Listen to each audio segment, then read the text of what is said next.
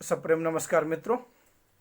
आज हम बीए द्वितीय वर्ष द्वितीय भाषा के अंतर्गत पाठ्यक्रम में रखा हुआ जो एक लेख है रसायन और हमारा पर्यावरण, इस पर चर्चा करने के लिए हम प्रस्तुत हैं। तो ये रसायन और पर्यावरण, यह लेख डॉक्टर N.L. रामनाथन इन्होंने लिखा है। हमें पहले रसायन और हमारा पर्यावरण यह देखते हुए रसायन किसे कहते हैं यह देखना अनिवार्य है। रसायन का मतलब है आरंभिक भारतीय वैद्यक में औषध, चिकित्सा आदि के क्षेत्रों में रस अर्थात पारे का प्रयोग करने की कला को हम या विद्या को हम रसायन कहते हैं। और पर्यावरण का अर्थ है परि, जो हमारे चारों ओर है। परि का अर्थ है जो हमारे चारों ओर इर्द गिर्द है, और आवरण का जो अर्थ है हमारे चारों ओर से घेरे हुए, उसे हम आवरण कहते हैं। पर्यावरण उन सभी भौतिक, रासायनिक एवं जैविक कारकों की समष्टिगत इकाई है जो किसी जीवधारी अथवा पारितंत्रीय आबादी को प्रभावित करता है तथा उनके रूप, जीवन और जीविता को तय करता है, उसे हम पर्यावरण कहते हैं। और इस प्रकार एक जीवधारी के बीच अन्योन्याश्रय संबंध वहां पर पर्यावरण का होता है। तो प्रस्तुत जो लेख है वो लेख डॉक्टर N.L. रामनाथन इन्होंने लिखा है, जिनका जन्म 1927 में केरल में हुआ था। इनकी शिक्षा जो आरंभिक शिक्षा कोचीन में हुई है। बाद में इन्होंने काशी हिंदू विश्वविद्यालय में MSc भौतिकी विषय में की है तथा जादवपुर विश्वविद्यालय में PhD की उपाधि इन्होंने हासिल की है। तो इस लेख का जो मूल हेतु है, मूल संवेदना है, उसे देखते हुए हम चर्चा किस पर कर रहे हैं, तो उस विषय को लेकर जो मूल संवेदना इस लेख के माध्यम से पाठकों के सामने आनी है तो कौन सी है? रासायनिक पदार्थों से ये जो पर्यावरण आज वहां पर प्रदूषण तथा घातक प्रभाव को वर्णित करता है। यानी जो रासायनिक पदार्थ है वो रासायनिक पदार्थ पर्यावरण पर एक घातक प्रभाव छोड़ता है। और आज का जो युग है, वर्तमान युग रसायनों का ही है, क्योंकि इस रसायन का असर, प्रभाव वहां पर प्रकृति के माध्यम से जो घटक है, जैसे पृथ्वी तथा जीव जानवरों का के ऊपर इस रसायनों का अस्तित्व दिखाई देता है। और इसलिए आज वर्तमान युग में हमारे मानव जीवन के आरंभ से जो खतरे मंडरा रहे, मानव जीवन पर आरंभ से ही ये खतरे मंडरा रहे, उसमें से रसायन भी उन खतरों का निर्माण करता है। और इसीलिए जो TTD, मरकरी, सेल, सीसा, सल्फर डाइऑक्साइड आदि ऐसे ही तत्व है जो रसायनों के विषय में हमें वहाँ पर हानि पहुँचाते हैं, इसलिए उसकी जानकारी होना हमें आवश्यक है। इनके लाभ और हानि जो हमारे जीवन पर असर करती है, उससे हमें सजग होना चाहिए, सचेत होना चाहिए। और इसीलिए इन रसायनों की जानकारी अगर हम हमारे जीवन में है, हमारे ज्ञान में है, हमें ज्ञात है, तो हमारा जीवन कहीं ना कहीं एक अच्छी दिशा की ओर जा सकता है। क्योंकि वर्तमान समय में भी हम देखते हैं इन रसायनों के कारण पर्यावरण के अनेकों घटकों पर वहाँ पर असर होता है और उस पर्यावरण में जीवन जी रहे पर्यावरण के सानिध्य में जीवन जी रहे अनेकों वहाँ पर जीवित, चाहे व्यक्ति हो, जानवर हो, जैविक घटकों पर वहाँ पर उस रसायनों का असर होता है। हाँ, रसायनों के युग में हम रह रहे हैं, हमारा संबंध आए दिन रसायनों के साथ बना हुआ है और इसी के कारण हवा हो, मिट्टी हो, पानी हो, खाना हो, वनस्पति हो, इस पर रसायनों का एक अलग सा प्रभाव दिखाई देता है और रसायनों के कारण ही पृथ्वी पर जीवन भी है। यह भी बात महत्वपूर्ण है। और जो मनुष्य के जीवन में आवश्यक वस्तुएं हैं, आवश्यक घटक है, उसमें पानी, हवा, मिट्टी, ये सब मनुष्य के जीवन के लिए आवश्यक है, लेकिन उस पर रसायनों का एक प्रभाव दिखाई देता है और उसका असर मनुष्य के जीवन पर होने लगा है। जैसे हम देखते हैं हाइड्रोजन और ऑक्सीजन से बना रासायनिक यौगिक है। हाइड्रोजन और ऑक्सीजन से बना एक रासायनिक यौगिक जो मनुष्य के जीवन पर असर डालता है। इसके अनेक घटक हैं, जैसे मधुर मिट्टी हो, चीनी, कार्बन, हाइड्रोजन और ऑक्सीजन से यह सारा बना है। और इसलिए जो मनुष्य के जीवन पर इन घटकों का असर होता है, वैसे कोयला और तेल यह बीमारी से मुक्ति दिलाने वाली औषधियाँ, अनाज, सब्जियां आदि रसायन के माध्यम से प्रभावित है और इसलिए उन औषधियों के माध्यम से, दवाओं के माध्यम से मनुष्य जीवन पर एक असर होता है। और आए दिन हम जब जीवन जीते हैं, जीवन में वहाँ पर जो एक जोखिम लेकर हम जीवन जी रहे हैं। पहले तो जो गुफा में रहने वाले आदि मानव जंगलों में जो रहते थे, उन्होंने कुछ आविष्कार किए थे, जैसे अग्नि वहाँ पर निर्मित किए थे। लेकिन उस अग्नि जो उन्होंने आग निर्माण की थी, उससे वहाँ पर जीवन पर कहीं बुरा प्रभाव न पड़े, इसलिए उन वस्तुओं पर, उन चीज़ों पर कहीं ना कहीं उन्होंने मर्यादा लाई थी। लेकिन बदलते युग के अनुसार जो जीवन चलता गया, इसके कुछ जो पर्यावरण पर असर करने वाले रासायनिक घटक है, उसका असर मनुष्य जीवन पर होने लगा। और इसी कारण से जैसे गुफाओं में रहने वाले उन व्यक्तियों ने कुछ वहाँ पर मर्यादाएं लगाई थी, क्योंकि आगे चलकर कुछ विनाश न हो, लेकिन फिर भी आहिस्ते आहिस्ते मानव जीवन पर उन रसायनों का वहाँ पर बहुत कुछ प्रभाव होने लगा था। पर कुछ खतरे वर्तमान में भी, आज में भी दिखाई देती है। जैसे उन अग्नि के कारण या उन वस्तुओं के कारण मनुष्य के शरीर को चोट लगना, जानवरों को चोट लगना, स्टोव आदि जो चलते हैं, आज भी वह रसायन के माध्यम से चलते हैं और उसका असर मनुष्य जीवन पर होने लगता है। तो कुछ जो खतरे हैं, वह खतरे ध्वनि प्रदूषण के कारण भी होते हैं।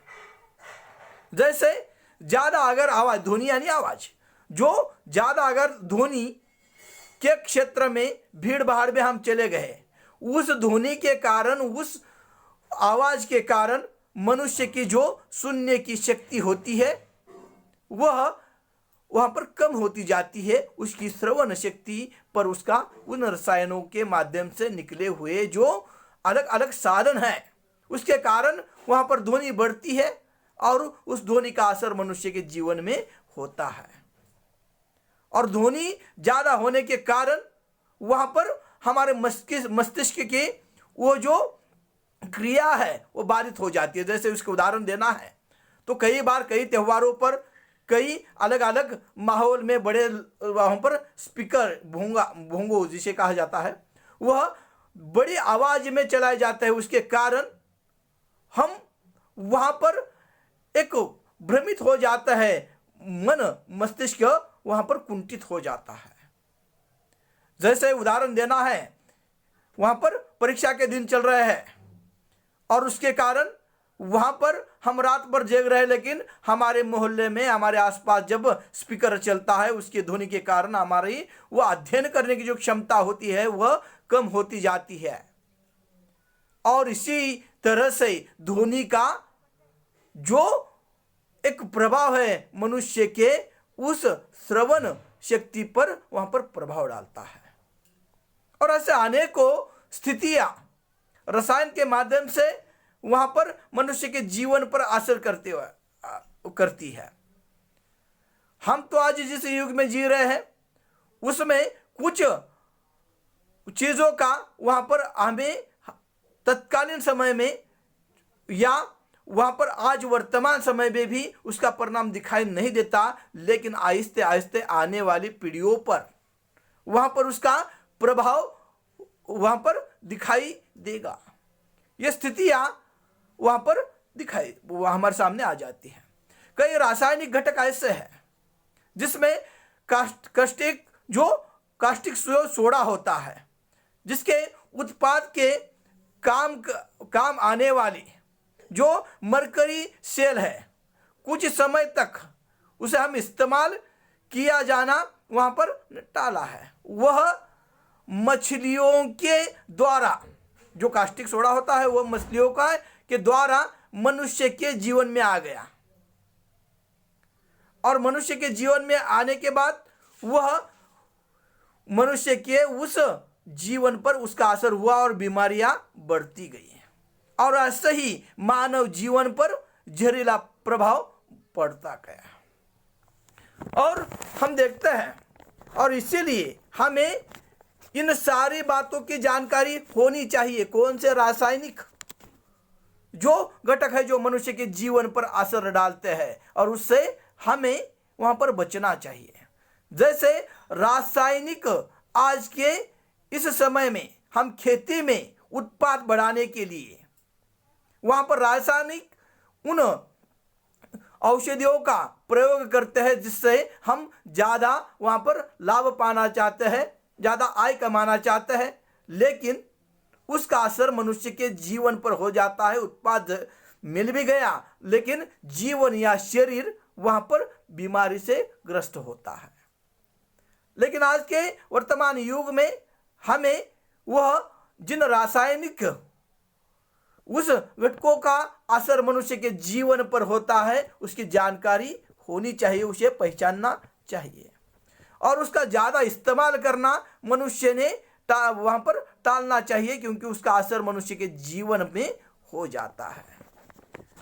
और खेती में होने वाले जो कीटनाशक को नियंत्रित इस्तेमाल करना चाहिए, क्योंकि खेती में जो अनाज उगता है, जो सब्जियां होती है, उस सब्जियों पर वहाँ पर रसायनों का एक असर होता है, और उसी के कारण मनुष्य जीवन में जो सब्जियां हम वहाँ पर हमारे आहार में उसका उपयोग कर लेता है, उसके कारण मनुष्य के जीवन में एक हानि पहुँचती है।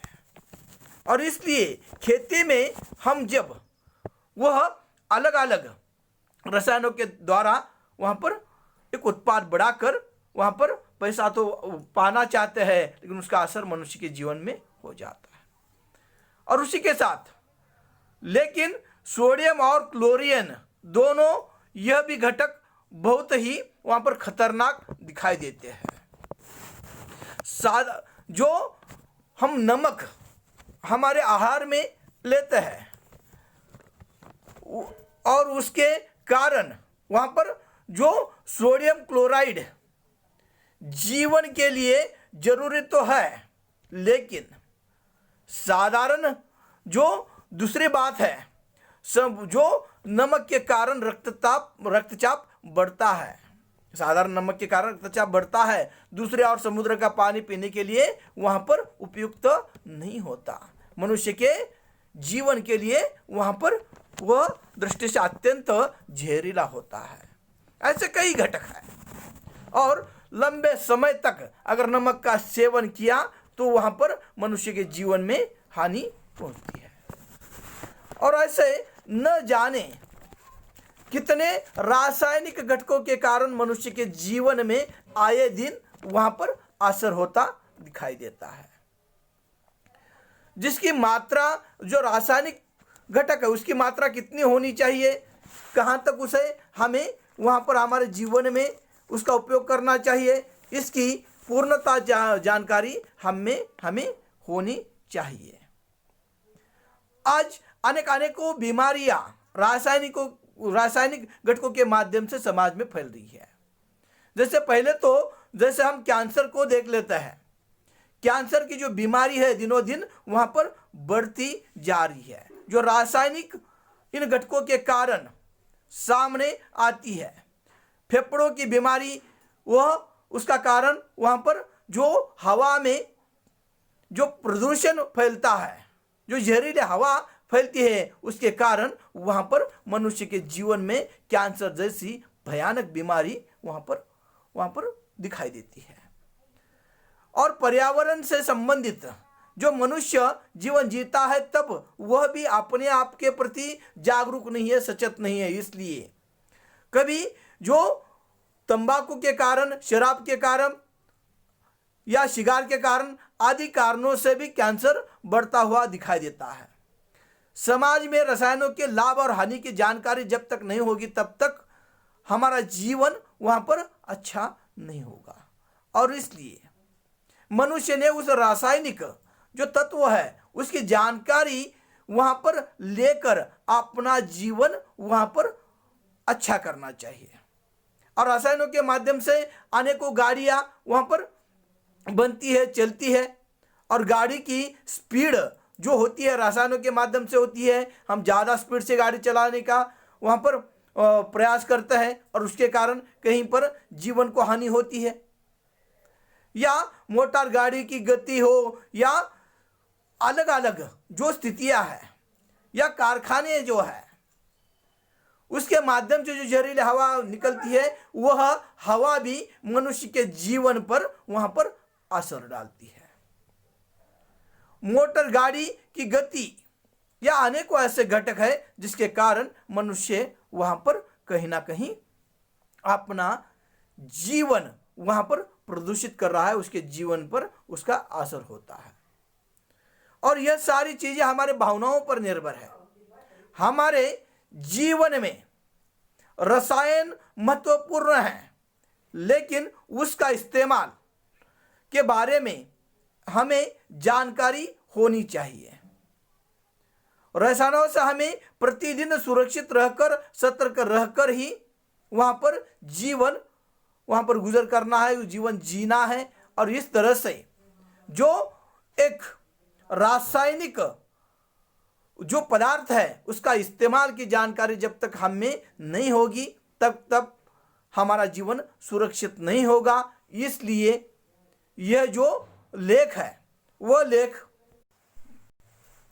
इस लेख के माध्यम से हम देखते हैं रसायन और हमारा पर्यावरण पर जो रासायनिक घटकों का एक असर होता है उसको लेकर हमें सचेत करने का प्रयास इस रसायन और हमारा पर्यावरण इस लेख के माध्यम से डॉक्टर NL रामनाथन इन्होंने किया है। यह पाठ्यक्रम का जो थर्ड सेमेस्टर है वह BA द्वितीय वर्ष का जो थर्ड सेमेस्टर है उसके अंतर्गत यह जो 10 बिट वहाँ पर रखे गए थे उनमें से यह आखिरी जो थर्ड सेमेस्टर के लिए उपयोग में आने वाला है यह बिंदु था। इसमें अगर कुछ कमियां हैं कुछ लगता है तो हम बाद में इस पर चर्चा करेंगे। नमस्कार।